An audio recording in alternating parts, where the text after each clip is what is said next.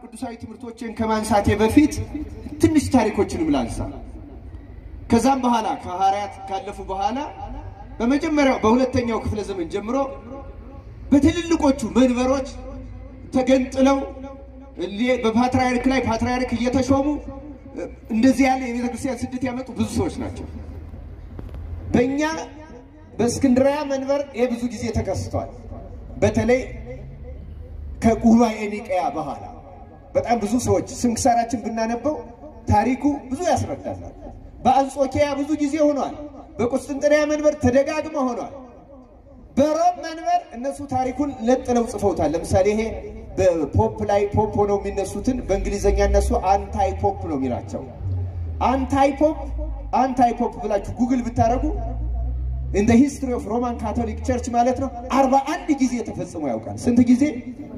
እና አሁን እኛ ጋር የሆነ ነገር ሆነ ብለን ነው አይደል እንደነግጠው። በገናናዋ በሮም ካቶሊክ 41 ጊዜ ተከስቶ ያውቃል። ከ41 ጊዜ የአንዱ ጊዜ ረጅም ጊዜ አጎዛግቧል። 40 ዓመት የፈጀ ልዩነት ተፈጥሮባቸው ያውቃል። ደግሞ ሁለት ሰዎች ብቻ አልነበሩ፣ አራት ሰዎች አንድ ጊዜ ፖፕ ነን አሉ። ስንት ሰዎች አልኳችሁ? አራት ሰዎች። ይሄ 14ኛው ክፍለ ዘመን ላይ የሆነ ታሪካቸው ነው። አራት ሰዎች 1370 ጀምሮ የሚቀጥሉ እና የነሱም እንደዚህ እርግጥ የሮማ ካቶሊክ ለየት ያለ የሚያስተምር ነገር አለ። ምንድነው የሚያስተምረው ነገር? እንደምታውቁት የሮማ ካቶሊክ በዓለም ላይ ስንት ፓትርያርክ ነው ያላቸው? ስንት ፖፕ ነው ያላቸው? ታውቃላችሁ አይደል? በየሀገሩ ፖፕ የሚባል የላቸውም። ስንት ፖፕ ነው ያለው በዓለም ላይ? አንድ ፖፕ ነው። ይሄ እኮ አንድ ትልቅ ነገር ነው። እኛ እንኳን በዓለም ላይ አንድ ልንሆን በአንድ ሀገር አንድ መሆን አይደል ሊያቃት ነው አይደል? እንግዲህ ተመልከቱ፣ መላው ምዕራብ አውሮፓ ካቶሊክ ነው የነበረው ገና ሉተር ሳይነሳ። ይሄ ምንግራችሁ ሉተር ፕሮቴስታንት በአውሮፓ ሳይነሳ ጀርመን ካቶሊክ ነው፣ ፈረንሳይ ካቶሊክ ነው፣ ቤልጂየም ካቶሊክ ነው፣ ስዊዘርላንድ ካቶሊክ ነው፣ ስካንዲኔቪያን በሙሉ እነ ኖርዌይ፣ እነ ስዊድን፣ እነ ዴንማርክ፣ እነ ፊንላንድ፣ እነ አይስላንድ ካቶሊኮች ናቸው። እነ ጣሊያን፣ እነ ቤልጂየም፣ እነ ፖርቹጋል፣ እነ ስፔን፣ እነ ማልታ ይህ ሁሉ ካቶሊክ ነው። ይህ ሁሉ ሀገር አለ፣ ይህ ሁሉ መንግስት አለ። የዚህ ሁሉ ፖለቲካ ባለበት ግን አንድ ፖፕ እና በዛ በሮም መንበር ላይ የፈረንሳይ ዜጋ የሆነ ፖፕ ሲሆን መንበሩን ከሮም አንስቶ እኛ ሀገር ይገባናል ብሎ ፈረንሳይ ያመጣው እና ዘረኝነት መቼም በጣም ትልቅ በሽታ ነው። የፈረንሳይ ዜጎች የሆኑ 138 ካርዲናል ሾመ። ተመልከቱ አይደል? በዚህ ምክንያት ሮሞች ተናደዱና ሮም ላይ ሌላ ፖፕ ሾሙ። ሁለት ሆኑ ማለት ነው። ሁለታችሁ ማጥፍታችኋል አሉና ሌሎቹ አንተም 138 ዘረኛ ነህ የሀገርን ሰው ሾመሃል፣ አንተም እንደዚህ አድርገህ እናንተ ደግሞ ሮም ተቀማን ብላችሁ ያለ ስርዓቱ ትክክለቱን የሐዋርያት ሰሰን ሳጠብቁ ሾማቸዋል ብለው ሌሎች ሰዎች ተሰበሰቡና ሶስተኛ ሾሙ። ሌሎችም አራተኛ ሾሙ። በአራት ተከፍለው ለ40 ዓመት ተወዛግበዋል። ከ40 ዓመት በኋላ ግን ተመልከቱ፣ ቅድም የነገርኳችሁ የአውሮፓ ሀገሮች የተለያየ መንግስት አላቸው፣ የተለያየ ፖለቲካ ፍላጎትና ጥቅም አላቸው። ያን ትተው ቤተክርስቲያናቸውን አስቀድመው ሶስቱን እስር ቤት አስገብተው አንዱን የተፈቀደለትን አድርገው ቤተክርስቲያናቸውን አንድ አደረጓት። እኛ ደግሞ አሁን ይሄን ያነሳሁት መዓት ነገር በብዙ ዓለም ተፈጽሟል። ክርስቲያኖች አስተውሉ። ይሄ እንደ ልዩና እንግዳ ነገር አድርገን መውሰድ የለብንም። በዓለም ላይ ቅርብ ጊዜ በእነ ሩሲያ የበነ ግሪክ በሁሉም ቤተክርስቲያን ብንሄድ እንደዚህ አይነት ሰዎች በየዘመኑ ነበሩ። እግዚአብሔር በእውነት ቤተክርስቲያንን በጽኑ ስልጣን በቸርነቱ ይጠብቀልን። አሁን በሌሎቹ ሀገር ሲፈጸም የኖረው ወደኛም ሀገር ገባ። ለምን ይቀራል? ኢትዮጵያውያን መላእክት ነን እንዴ? እኛም ሰዎች እኮ ነን አይደል? መደነቅ የለብን። ሰዎች ነን። ታሪኩን ማነሳው እንድንማርበት፣ እንዳንደነግጥ፣ እንዳንፈራ፣ እንዳንሰቀቅ። በየትኛውም ዘመን አጥፊያል በማህበረ መላእክት እንደነበረው በመጀመሪያው ሊቀ ካህናት በአሮን ላይ እንደተነሱት በዮሐንስ ወንጌላዊ ላይ እንደተነሱት በሌሎችም ላይ ተነስተዋል። ይሄ ተፈጽሟል፣ ሲፈጸም ይኖራል። እኛ ከሚድኑትና ከሚያድኑት ከእውነተኞቹ ጋር ርዕሳችን ከእውነተኞቹ ከእውነት ጋር አብረን እንስራ ነው አይደለም? ከእውነተኞቹ ጋር አብረን እንድንጓዝ በቸርነቱ ይርዳል። የትምህርቱ ዓላማ ከእውነተኞቹ ጋር ስለመጓዝ ነው። ሐሰተኞች በታሪክ ልናቆማቸው አንችልም። እስከ ለተምጻ ታዲያ ጌታ ምን አስተማረ? ስለዚህ ነው ጉዳያችን የክርስቲያን ነገር ቤተክርስቲያንን ተክሎ ይህ እንዲህ ያለ ነገር እንደማይነሳ ትቶን ነው እንደው ክርስቶስ ሳያስተምር ስንል አይደለም አስተምሮናል ከክርስቶስ አስተምሮ አንድ ሁለት እናያለን ጌታ ካስተማረው ስለ ቤተ ክርስቲያን ከቅዱስ ጳውሎስ አንድ ሁለት እናያለን እንደው በመጻሕፍትም በትንቢት የተነገራል ወይ ብለን ደግሞ አንድ ሁለት ይህን ከሚያስረዱ ታሪኮች ደግሞ አንድ ሁለት ደግሞ ከስንክሳር እናይና ትምህርታችንን እናጠናቀቃለን እግዚአብሔር ለሁላችን ማስተዋል ያድለን አንድ ሁለት ይያለ ይሄ ሰው ሊያሳድረን ነው እንዳትሉ አይዟችሁ ግን እንማረው ጌታችን ካስተማረው ከዋናው ትምህርት ከማቴዎስ ወንጌል ምዕራፍ 13 ላይ ባጭሩ ተወሰኑትን ላስታውሳችሁ የማቴዎስ ወንጌል ምዕራፍ 13 ላይ በምሳሌ መንግስተ ሰማያት ይያለ ስለ ቤተ ክርስቲያን ሰፊ ትምህርት ሰጥቷል መድኃኔዓለም ክርስቶስ ምስጢሩን ለሁላችን ይግለጽልንና እና በዚያ ትምህርቱ ነገረ ቤተ ክርስቲያን በሰፊው አስተምሯል ከዚህ ጉዳይ ጋር የሚገናኙ ሶስቱን ባጭሩ ላስታውስ አንደኛው ዘሪ ሊዘራ ወጣ ይላል ለምሳሌ ቁጥር 1 ጀምሮ ያለው ሲዘራ አንዳንዱ ዘር በመንገድ ላይ ወደቀ ጎችፎች መተው ለቅመው በሉት አንዳንዱ ደግሞ በጭንጫ ላይ ወደቀ በጭንጫ ላይ የወደቀው ለጊዜው በቀለ በኋላ ግን ተወለገ ፀሐይ በወጣ ጊዜ ተወለገ ስርም ስላልነበረው ምን ሆነ ይላል ደረቀ ሌላው ደግሞ በእሾህ መካከል ወደቀ እሱ በቀለ አደገ ነገር ግን እንዳያፈራ እሾሁ አንቆ ያዘው መጨረሻው ግን በመልካም መሬት ላይ ወደቀ አንዱ 30 አንዱ 60 አንዱ ስንት አፈራ 100 አፈራ ከነዚህ ወገኖች በቸርነቱ ይደምራል እዩ ቤተክርስቲያን እዩ ክርስቶስ አስተምሯል ሥርዓት ሰጥቷል ሾሟል ግን ተቀባዩ አራት አይነት ነው ክርስቲያኖች ይሄ ቤተክርስቲያን የሚመለከት ነው ለምሳሌ ሁለቱ በአብዛኛው ምዕመናንን ሊመለከቱ ይችላሉ የመጀመሪያው ለምሳሌ መንገድ ላይ የወደቀው ዘር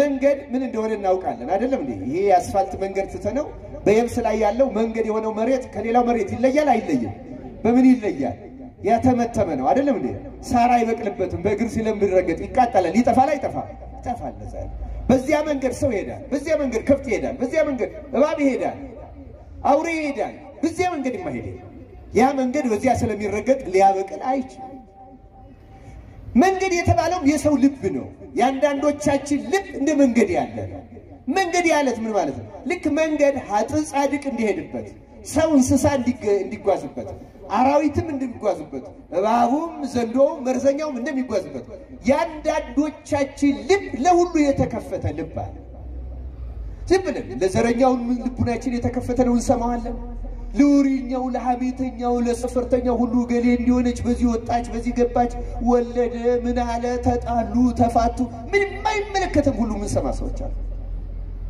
እገሌ ስራ ልቀቀ ገሌ ደሞዝ አገኘ እዚህ ሀገር ገባ እዚህ ሀገር ቁጭ ብለው የሰው ነገር የሚያወሩ ሰዎች አሉ የማይመለከተን መንገድ ማለት ይሄ ነው ዝም ብሎ የነገር መመላለሻ የሆነ ሰው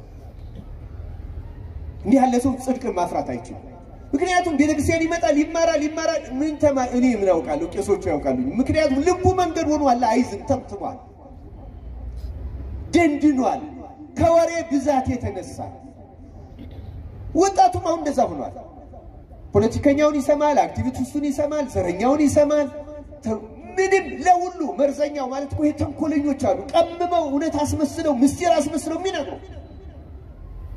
ቆዳቸው የለሰለሰ እንደ እባብ እንደ ዘንዶ እባብ ዘንዶ እኮ በመርዛቸው ስለምንጠላቸው ነው እንጂ መርዝ ባይኖራቸው እንደነሱ ተወዳጅ አብረቅራቂ መልከኛ የለም እኮ አይደለም እንደዚህ ያሉ ሰዎች አሉ ፊታቸው የሚያምር ልስልስ ያሉ ግን ውስጣቸው እንደ እባብ እንደ ዘንዶ መርዘኞች እግዚአብሔር ከነዚህ ይጠብቃል በመንገድ ይወድቀው ማለት ይሄ ነው ናው ትውልዱ በወሬ ቴሌቪዥን ይሰማል ዩቲዩብ ያያል ቲክቶክ ይከፍታል ይስቃል እንትን ይላል ይገረማል ያያል ዝሙቱን ፊልሙን ድንዝዝ አንድ አሜሪካዊ ሳይንቲስት የአሜሪካ ዜጋ ትምህርት አልገባው ያለ በወሬ ነው ምን ያህል ኢንፎርሜሽን በገን ወሬ ይሰማል ብሎ ጥናት አደረገ እና ጥናት ሲያደርግ እሱ ጥናቱን ባጠናበት ወቅት በአማካይ አንድ ዜጋ በቀን 9 ዲቪዲ ወሬ ይሰማል ይገርማል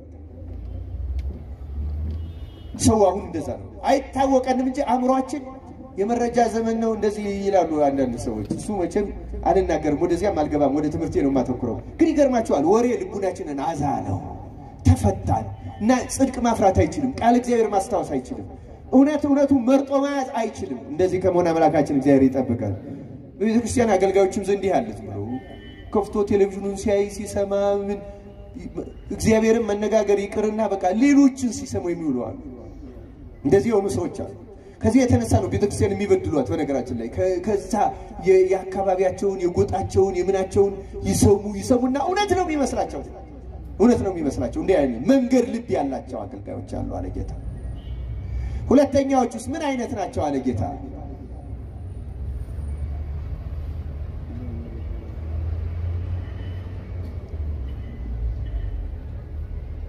አባታችን ነው ስሳቸው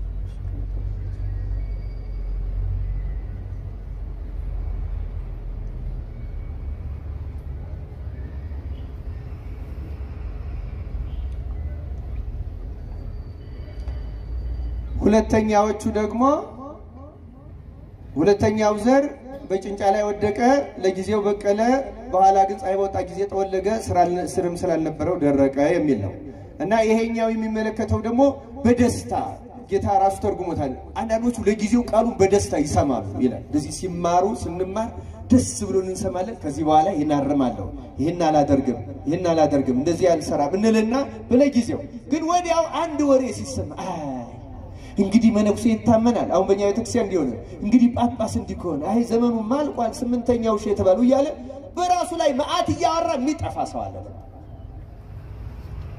እንደዚህ አይነት አንድ ፈተና ሲወራ ጥውልቅ ድርቅ እንደው ከዚህ በኋላ ምኑን እሳለማለሁ እንግዲህ መነኩሴ አመኘ፣ እንግዲህ ቄስ አመኘ፣ እንግዲህ እንትና አመኘ፣ እንግዲህ ምን አባት አለን የሚላል። ክርስቲያኖች እንደዚህ አትናገሩ። ስንት ቅዱሳን አሉ አባት የሌለበት ጊዜ የለም። ሐሰተኞች ሊበዙ ይችላሉ፣ ይሄ ምንም ጥርጥር የለም።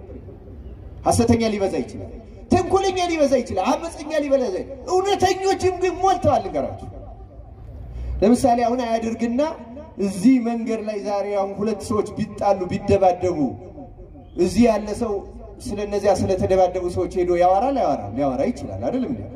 ስንት ትሁታን ግን እዚህ እንደነበሩ መናገር የሚችል ሰው አለ?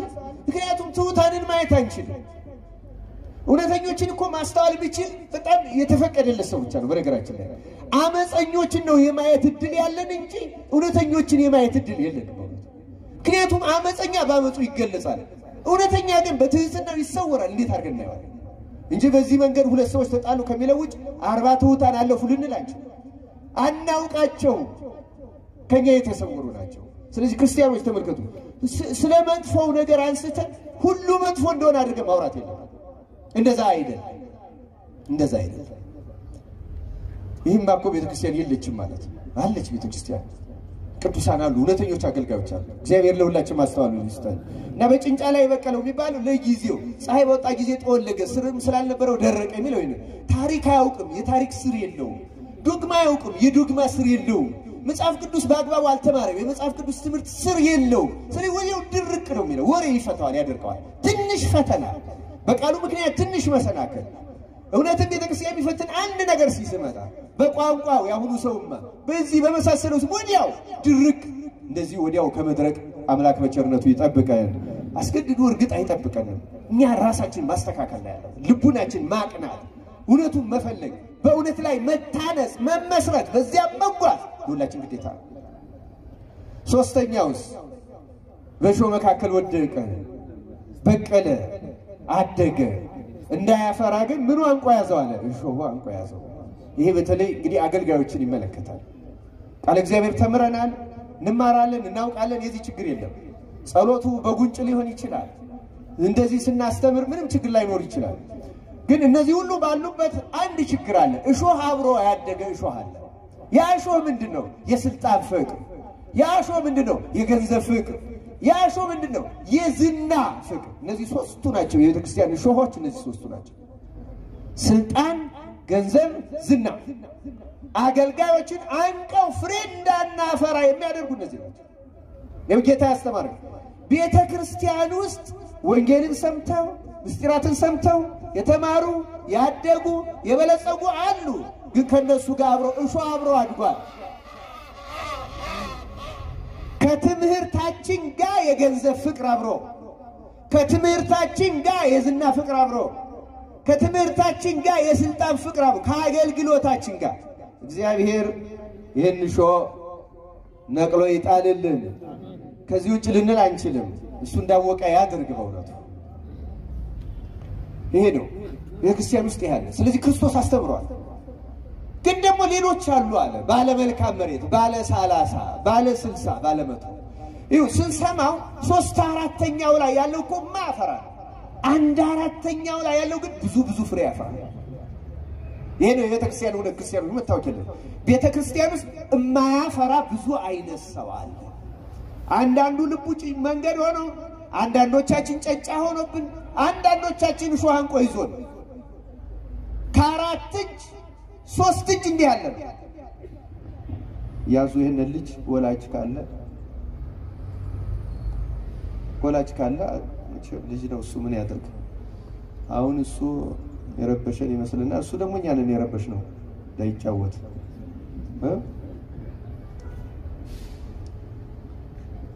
ወላጆች ግን ልጆቻችሁን ማያዝ በጣም አስፈላጊ ነው።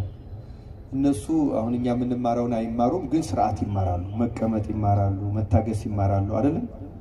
ሲያድጉ ያ የጸጋ እግዚአብሔር ባለቤት ያደርጋቸዋል። እግዚአብሔር ያሳድግልን ልጆች ሁሉ። እነሱ ናቸው እንግዲህ ተስፋ የምናደርጋቸው ክርስቲያኖች ያስተውሉና ክርስቶስ እንዲህ አድርጎ ነው ያስተማረው። ቤተክርስቲያን በእነዚህ ሁሉ የተሞላች ናት። ባለ ጭንጫው አለ፣ ባለ መንገዱ አለ፣ ባለ ሾህ አለ። ስለዚህ ቤተክርስቲያን ውስጥ ሾህ አለ ክርስቲያኖች።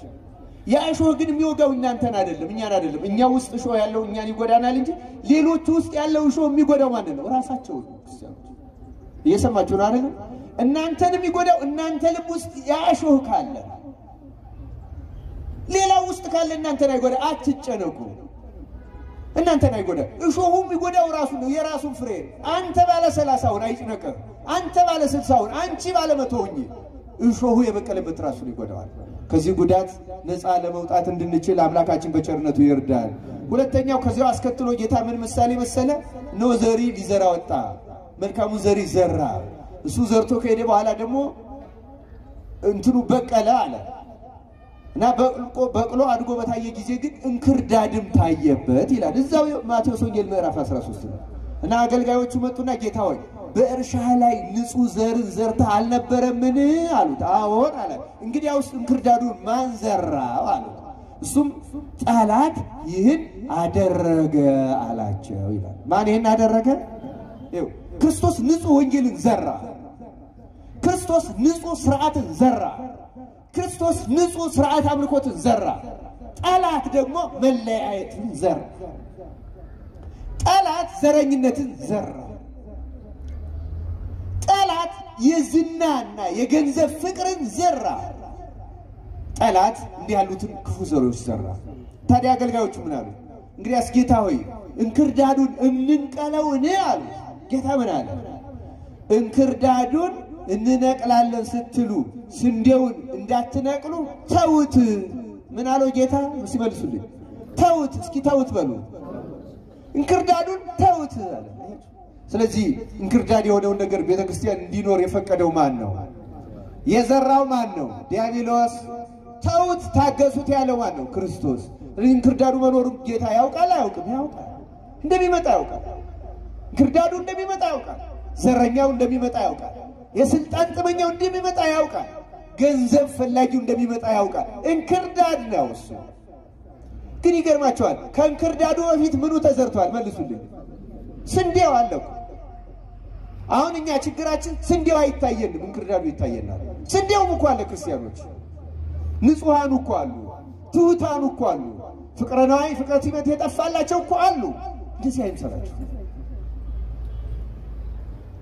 ስለዚህ ክርስቶስ አስተምሮ ተውት። በመከር ጊዜ ግን አጫጆችን እንክርዳዱን ለይታችሁ በእሳት አቃጥሉት እላቸዋለሁ አለ። ይቃጠላል። በፍርድ ጊዜ ይቃጠላል። እግዚአብሔር በዚያ ፍርድ እሳት ከመቃጠል በቸርነቱ ይጠብቃል። ሶስተኛውና እዚሁ የማቴዎስ ወንጌል ምዕራፍ 10 ላይ ካሉ ምሳሌዎች አንዱ ደግሞ እንደ ቤተክርስቲያን ስላሉ ሰዎች በደንብ በጣም በአጭር ቃል የተገለጸ ቤተክርስቲያንን መንግስተ ሰማያት ብሎ ሲገልጻት የተናገረበት ቃል አለ። ያም መንግስተ ሰማያት ቁጥር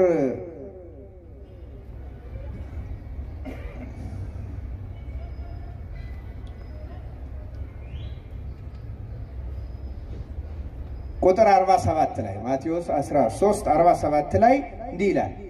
ደግሞ መንግስተ ሰማያት ወደ ባህር የተጣለች ከሁሉም አይነት የሰበሰበች መረብን ትመስላለች። استولوا كهولم عينت يسبسبج مربط مثلا بيتكسر مالت تجنال كهولم عينت يسبسبج كليك أنتم بزو عينت هالو كقدوس عنهم بزو عينت بعلى بزو ما أرق بعلى بزو تجارلوان كهات ياتينيوتشم بزو عينت هات ياتينيوتش علن كفاتاتشين هات ياتينيوتش الله تنقولين يوم نزل بيتكسر مالت كهولم عينت يسبسبج مرب مالت وده بحير يتعلم مرب كبزو عينت عسى النبي صلى الله عليه وسلم بيتكسر كلهم عينت كعساو ميبلاو ما يبلاو عندما يجازو كيتكسر ميصدقو ما يصدقو ميتقمو ما يتقمو ሁለተኛው ሐሰት ቤተክርስቲያን ውስጥ አለ ይው አንዳንድ ሰዎች እንዲሁ እግዚአብሔር ቢያጠፋቸው ምን እንላለን ጌታ እኮ ተዋቸው አይጥፉ እኮ ነው ያለው አይደለም ተው ማን ተመልሶ እንደሚጸድቅ ማን እናውቀው በነገራችን ላይ አይደለም እንዴ እኛንስ ፍጻሜ እናውቀዋለን እንዴ እናውቀው እግዚአብሔር ፍጻሜያችንን ያሳምረልን ስለዚህ ቤተክርስቲያን ማለት ሁሉም አይነት ሰው የሚገኝባት አንድ ዘማዊ አገልጋይ ሰምታችሁ እንዲሆናለሽ ቤተክርስቲያን አትበሉ ሁሉም ግን አለበት ቤተክርስቲያን አንድ ሌባ አይታችሁ አንድ አጭበርባሪ አይታችሁ አንድ ቤተክርስቲያን ከፋይ አይታችሁ ወይም ሌላ አይነት ወይም ተደብቆ ሌላ ስራ የሚሰራ ወይም የሚጠደቁን ሊሆን ይችላል ሌላ ጥፋትም የሚሰራ ቤተክርስቲያን ሁሉም አይነት ያሉባት መረብ ናት ቤተክርስቲያን የሌለ የለም ክርስቲያን ስለዚህ መጨነቅ መደንገጥ የለብን ዋናው ጥያቄ መሆን ያለበት እኔ የትኛው ነኝ እኔ ከክፉ ነኝ ከደጉ እኔ ከሚጸድቀው ነኝ ከሚኮነነው ከየትኛው ነው ያለሁት እኔ ከንክርዳዱ ነኝ ከስንዴው እኔ ከጭንጫው ነኝ ከመንገድ ልቡ ነኝ እሾካነቀው ነኝ ወይስ ከለመሬት ወከባለ ሰላም የትኛው ጋር ነኝ እኔ እግዚአብሔር ከመልካሙ መሬት ያደርጋን ክርስቲያን ጌታችን ቤተክርስቲያንን ገልጾልናል እንዳንታወቅ ጌታ ስለዚህ ያስተማረውኮ አሁን ችግሩ ሲፈጠር አይተ እንዳንደነግጥ እንዳንረበብ እንዴት እንዲሆናል እንዴት እንደዚህ አይነት ሰው ይነሳል እንዴት እንደዚህ አይነት አገልጋይ ያጋጥማል እንዴት እንደዚህ አይነት ጳጳስ እንደዚህ አይነት ነግሬያቸዋል ሊቀ መላእክት የነበረው ሳጥናኤል ነው የሳተ መደነቅ የለባችሁ ቅዱስ ዲዮስቆሮስ እኮ እስክንድርያው ሰማይት እንደ የሮሙ የጴጥሮስ ወራሽ መንበር ሲናገር ለምን አሰማው ሲሉት በስልጣን አይደለም በስልጣንማ ቢሆን ሳጥናኤልም ስልጣን ሊቀ መላእክት ነበርና ያላቸው ሰው ከፍተኛው ማዕረግ ደርሶ ሊስት ይችላል እና አርዮስ ቀሳውስት ነበሩ ንስጥሮስ ጳጳስ ነበር እጅግ ከፍተኛው ማዕረግ ደርሰው ብዙ አመጽ ይሰራዋል እግዚአብሔር እንደዚህ ከመሆን ይጠብቃል እዚህ ያለ ሰው አይስትም አይባል የማይስት ፍጥረት የለም እግዚአብሔር በቸርነቱ ካልጠበቀው እንዲጠብቀው ራሱን በትህትና ካላስገዛት በቀር የማይስት ቤተክርስቲያን ውስጥ የሌለ የአገልጋይ አይነት የለም የሌለ የሰባኪ አይነት የለም የሌለ የዘማሪ አይነት የሌለ የመነኩሴ የቄስ አይነት የለም መደነቅ መረበሽ መታወቅ የለበት ሌላው ቀርቶኛ ሁሉንም መኖርን አውቀን እገሌ ከየትኛው ነው እገሌስ ከየትኛው ነው ብላችሁ ደግሞ አእምሮአችሁ ፈራጅ እንዳይሆን እንዳይፈረድባችሁ ምን አትብሉ ነው የተባለው አናውቀው ገና ወደ ትምህርት ይመጣበታል አናውቀው እንደዚህ ያለው ነው እግዚአብሔር ለሁላችን ማስተዋሉን ያደለ ከቅዱስ ጳውሎስ መልእክት ደግሞ አንድ ሁለቱን ላንብብና ባጭሩ ልለፋቸው ቅዱስ ጳውሎስ ወደ ጢሞቴዎስ በላካት መልእክቱ ላይ ሁለተኛ ጢሞቴዎስ ምዕራፍ 2 ቁጥር 20 ላይ እንዲህ ይላል ስለ ቤተክርስቲያን አሁን ምንድነው ተጨማሪ ነገር ይሰጠናል ሁለተኛ ጢሞቴዎስ ስንታልዋችሁ ምዕራፍ 2 ቁጥር 20 እንዲህ ይላል ቅዱስ ጳውሎስ በትልቅም ቤት የእንጨትና የሸክላ ዕቃ ደግሞ አለ እንጂ የወርቅና የብር ዕቃ ብቻ አይደለም እኩሌቶቹም ለክብር እኩሌቶቹም ለውርደት ይሆናሉ ይላል ስለ ቃሉ እግዚአብሔር ስም የተመሰገነ ይሁን በትልቅ ቤት በንጉስም ቤት ቢሆን የወርቅ ዕቃ ብቻ አይኖር የፈለገ ባለጸጋ ይሁን በዳዊት በሶሎሞን ቤት ወይም ባሁን ባሉት በአሜሪካ በእንግሊዝ ነገስታት ቤት የእንጨት ዕቃ አለ የሸክላ ዕቃ የፈለገ አይነት ባለጸጋ ብንጠራ በዓለም ያሉትን ብንጠራ በቤታቸው እነዚህ ዕቃዎች አሉ ትልቁ ቤተ ክርስቲያን ውስጥ እንደዚህ ነው የሚለው ቅዱስ ጳውሎስ። በትልቅ ቤት ውስጥ የወርቅ የብር ብቻ ሳይሆን የእንጨት የሸክላ ዕቃ እንዳለው ቤተ ክርስቲያን ውስጥ ደግሞ ኩሌቶቹ ለውርደት ኩሌቶቹ ለክብር እንዳለ ለክብር የሚሆኑ እንደ ወርቅ የጠሩ እንደ ብር የጠሩ ንጹሃን አገልጋዮች አሉ። እንደ ሸክላ መልካቸውን አሳብረው ተሰባሪዎች አሉ። እንደ እንጨት እሳት ሲነካቸው የሚቃጠሉ አሉ። ይህም አይቀር ነገር ነው። ፍት ሲመረምረን እንጨት አሁን ስናየው ሊጠነክር ይችላል። እንደ ሸክላ ወድቆ አይሰበርም። እሳት ሲመጣ ግን ይቃጠላል። ልክ እንዲሁ አንዳንዶቻችን ጠንካሮች የምንመስል እውነተኞች የምንመስል ጻድቅ የምንመስል በእግዚአብሔር የፍርድ እሳት ስንፈተሽ ግን አመድ ትቢያ የምንሆን ሰዎች ልንኖር ይችላል። እንደዚህ ከመሆን አምላካችን እግዚአብሔር በቸርነቱ ይጠብቀን። እንደዚህ ነን አንዳንድ እንደዚህ ናት ነው የሚለን ቅዱስ ጳውሎስ። እንዲያው እነዚህ አገልጋዮች እኛን ይጎዳሉ አይጎዱም የሚለውን ደግሞ እንድናይ አንደኛ ቆሮንቶስ መልእክቱ ምዕራፍ 3 ቁጥር 10 ላይ እንዲህ ይላል። የአገልጋዮቹን አገልግሎት ደግሞ እኛን ራሳችን እንድንመረምርም ይረዳናል። ቁጥር 10 ጀምሮ እንዲህ ይላል ቅዱስ ጳውሎስ የእግዚአብሔር ጸጋ እንደተሰጠኝ መጠን እንደ ብልሃተኛ ያነጽ አለቃ መሰረትን መሰረቱ፣ ሌላውን በላዩ ያንጻል። እያንዳንዱ ግን በእርሱ ላይ እንዴት እንዲያንስ ይጠንቀቅ። ከተመሰረተው በቀር ማንም ሌላ መሰረት ሊመሰረት አይችልምና እርሱም ኢየሱስ ክርስቶስ ነው ካለ በኋላ ማንም ግን በዚህ መሰረት ላይ በወርቅ ቢሆን በብርም በከበረ ድንጋይም በእንጨትም በሳርም ወይም በአገዳ ቢያንስ የእያንዳንዱ ሥራ ይገለጣል፣ በእሳት ስለሚገለጥ ያ ቀን ያሳያልና የእያንዳንዱም ሥራ እንዴት መሆኑን እሳቱ ይፈትነዋል። ማንም በእርሱ ላይ ያነጸው ሥራ ቢጸናለት ደመወዙን ይቀበላል፣ የማንም ሥራ የተቃጠለበት ቢሆን ይጎዳበታል ይላል። ስለ ቃሉ እግዚአብሔር ስሙ የተመሰገነ ይሁን። አገልግሎታችንም እንደዚህ ነው። አጥርቶ ነፍስ ልጁን የሚያነጻለን ሲያስተምርም በሃይማኖት የሚያጸና በምግባር የሚሰራ ይኖራል። አልከስክሶ ደግሞ የሚያደርግ ይኖራል። ህንፃዎቹ እናንተ ናችሁ። የምናደርገው ይሄንን ነው። እንዳትጠፉ እንዳንጠፋ ከቤተ ክርስቲያን እንድንቆም በወርቅ ማነጽ ምንድነው? ወርቅነቱ የሚታወቀው በእሳት ተፈትኖ ነው። በእሳት ነጥሮ ተንጠርጥሮ ነው አይደለም የሚወጣው ጌጥ የሚሆን። ብሩም እንደዛው። ስለዚህ በእሳት እንግዲህ ተመልከቱ፣ በወርቅ አለ፣ በብር አለ፣ በከበረ ድንጋይ አለ። ከዛ ደግሞ ምን አለ? በእሳት በእንጨት በአገዳ። አሁን እሳት በእንጨት በእሳር የታነጸ ቤት እንኳን ለእሳት ለጎርፍስ ይቋቋማል እንዴ? ይቋቋማል? ይቋቋም።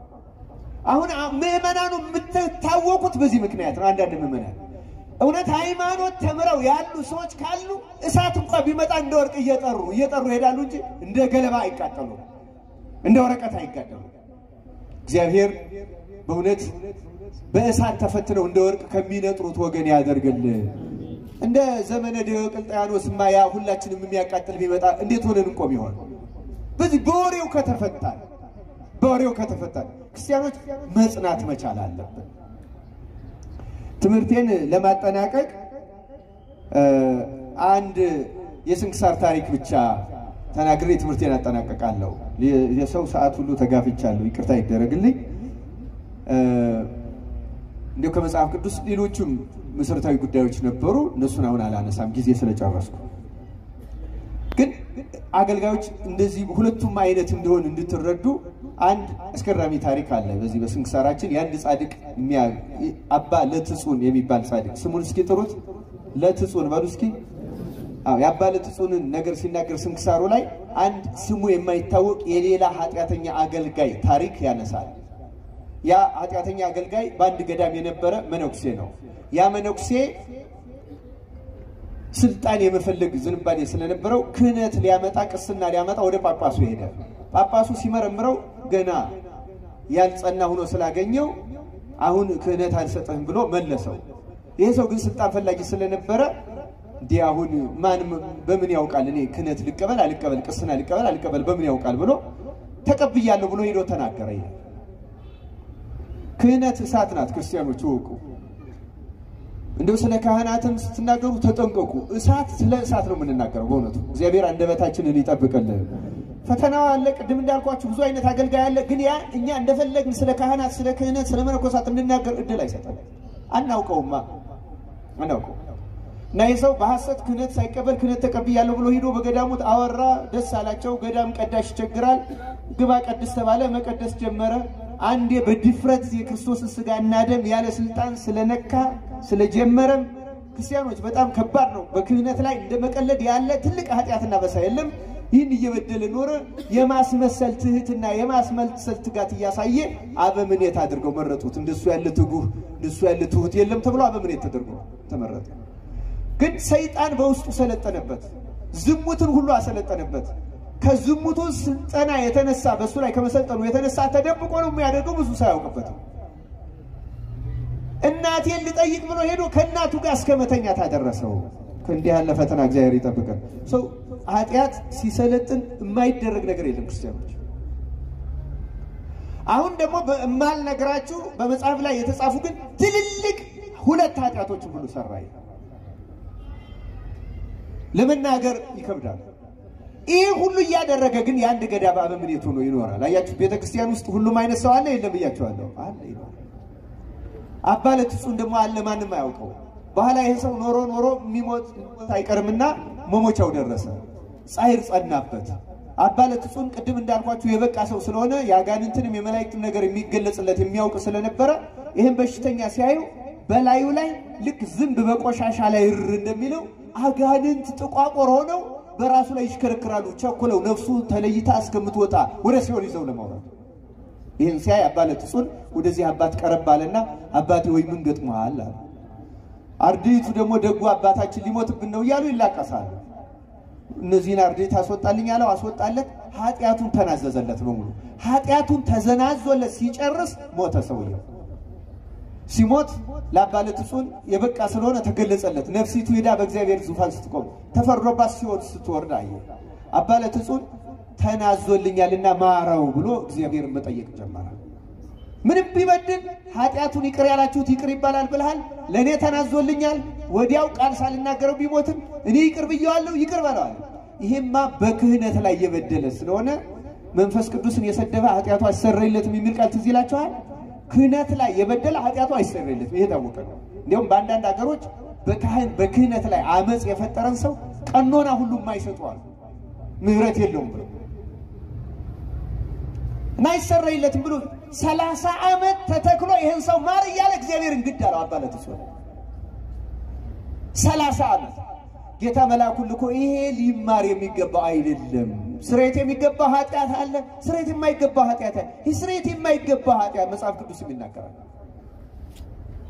በክህነት ላይ የበደለው ይሄ ምንም ለድን ከዚህ አባለትጹን እሱን ካልማርከውማ እኔን ራሴን አጠፋለሁ ብሎ ራሱን ባህር ውስጥ ከተተወር ራሱን ለማጥፋት ጌታ ለወዳጆቹ ስለሚጨነቅ መልአኩን ልኮ አወጣው ይሄ ምህረት የሚገባው አይደለም ግን ስላንተ ስል ባይሆን ጽድቅ አልሰጠው ገነት አላስገባው ግን እንዳልተፈጠረች አድርጌ ነፍሱን አጠፋታለሁ ብሎ ነፍሱን አጠፋት ይላል ክርስቲያኖች እግዚአብሔር ለኛም ቸርነቱን ያደርግልን አባለትጹንና ይሄ ሰው በዚያ በአራተኛው ክፍለ ዘመን ነው ይሄ አሁን የሆነ አይደለም የዛሬ 1600 ዓመት በፊት የሆነ ታሪክ ነው በቤተ ክርስቲያን ሁሉም አይነት ሰው ነው ያለ ግን የኃጢያተኛውም ተደብቆ ይኖራል ጻድቁም ተደብቆ ይኖራል አናውቀው ማን ኃጢአት ማን ጻድቅ እንደሆነ የሚያውቀው ማን ነው እግዚአብሔር በቸርነቱ ሁላችንም ይቅር ይበለን ከእውነት ጋር እንድንሰራ እውነተኞችን እንድንከተል እውነትን ክርስቶስን እንድንወድ አምላካችን እግዚአብሔር በቸርነቱ ይርዳን ቆየን ወስብሐት ለእግዚአብሔር